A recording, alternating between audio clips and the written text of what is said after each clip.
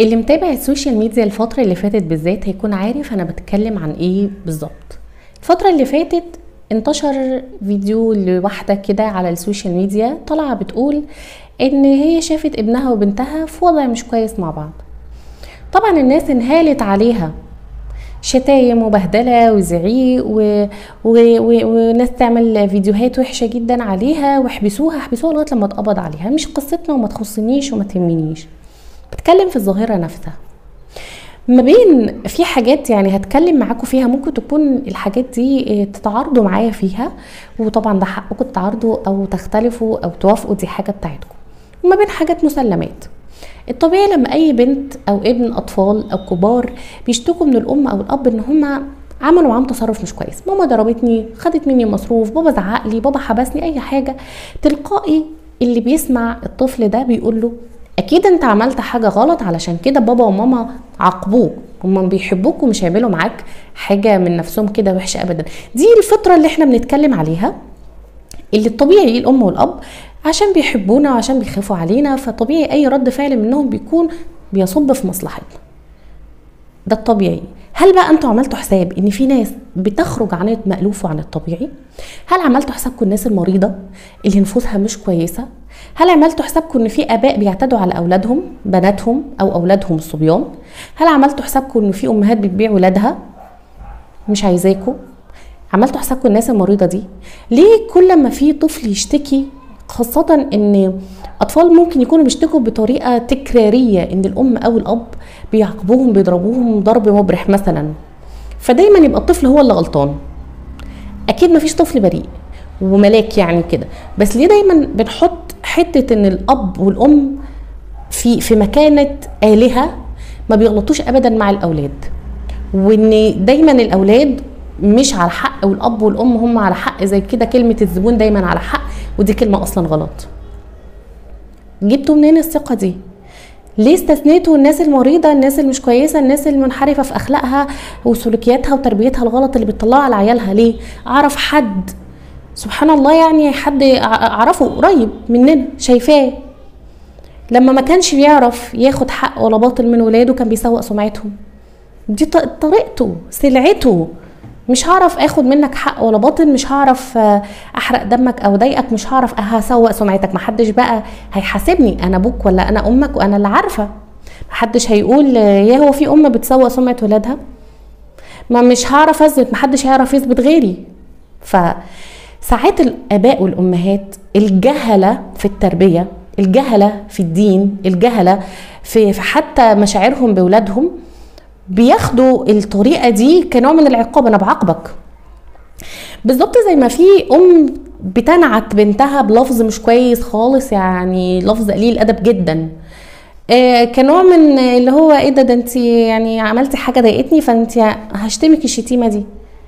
الاباء اللي بينعتوا اولادهم الصبيان بالفاظ قذره جدا والبنات وبيشتموهم، طبيعه حياه هم عايشينها، بيئة اتربوا عليها، فما بيعرفوش يعبروا عن غضبهم او استيائهم او عن اختلافهم في الامر او في اي حاجه مع الولاد دي، فيبيشتموا الفاظ مش كويسه. طبعا هم اتربوا كده، يا بيقولوا عليهم كلام مش كويس. الحاجات دي عندهم عادي، يعني عادي، انا هحرق دمك بيها.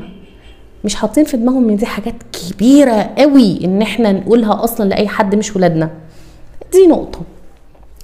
والنقطة الأساسية اللي أنا بكلمكم فيها، بلاش تحطوا الأب والأم في مكانة آلهة، لأن ولا كل أم صالحة ولا كل أب صالح، في من دول الطالح وفي من دول المفسد الفاسد. فبلاش إن احنا نحطهم مكان الآلهة ونتجاهل شكوى الأطفال، استيائهم، تعرضهم للعنف، للظلم، للضرب. جات لي مره كلاينت بتقول لي انا عندي مشكله مع بنتي ان بتعمل كذا وبتعمل كذا وبتعمل كذا، قعدت ترص لي 20 صفه مش كويسه. فاديتها ورقه وقلم وقلت لها طيب اتفضلي اكتبي لي 10 صفات بس حلوين. من قبل ما تمسك الورقه مسكتها كده مني، حطيتها على المكتب، قالت لي مفيش. قلت لها طب اكتبي 7 صفات حلوين، قالت لي ما فيش. طيب 5، قالت لي ما فيهاش ولا صفه حلوه. بنتي كلها عيوب من قبل ما تفكر، من قبل ما تقعد في نفسها كده. اصل ما فيش طفل كله عيوب. البنت اللي كانت بتتكلم عليها دي كان عندها 11 سنه. ما فيش طفل او بني ادم على وجه الارض كله عيوب، ما فيهوش ميزه واحده. فانت بتكوني مستسلمه نفسك ان بنتك او ابنك وحشين سيئين من غير اي سبب، هم مش كويسين وخلاص. طيب جمعي بس افكارك، يمكن يكونوا كويس، يمكن بترتب اوضتها لما بتصحى، يمكن حنينه، يمكن بتراعي اخواتها، يمكن ما بتكلفكيش فوق طاقتك. يعني ممكن يكون فيها حاجات وحشه كتير، لكن فيها صفه ولا اتنين نعتمد عليهم في تعديل سلوكها مثلا. انا مش عايزه اخدكم في الحته دي. فهي الفكره، انا ما استغربتش خالص لما شفت الفيديوهات بتاعت الست دي ابدا. متوقعه ان في ناس تطلع تقول كده، متوقعه ان في طبقات من المجتمع بيبقى مبارزتهم لبعض عن طريق الاخلاق والسمعه، ما بيعرفوش يتكلموا مع بعض غير بالشتايم والالفاظ المش كويسه، ما بيعرفوش ياخدوا حقهم من اللي قدامهم الا لما ينعتوهم في شرفهم او سمعتهم. يمكن تكون الام شافت حاجه في الحاله دي، يعني هي ما عرفتش تفسرها، موقف عابر، حتى وان كان الموضوع حصل مره عن طريق مثلا غصب عنهم، كانوا صغيرين مش فاهمين مش مدركين، بيجربوا ايا كان.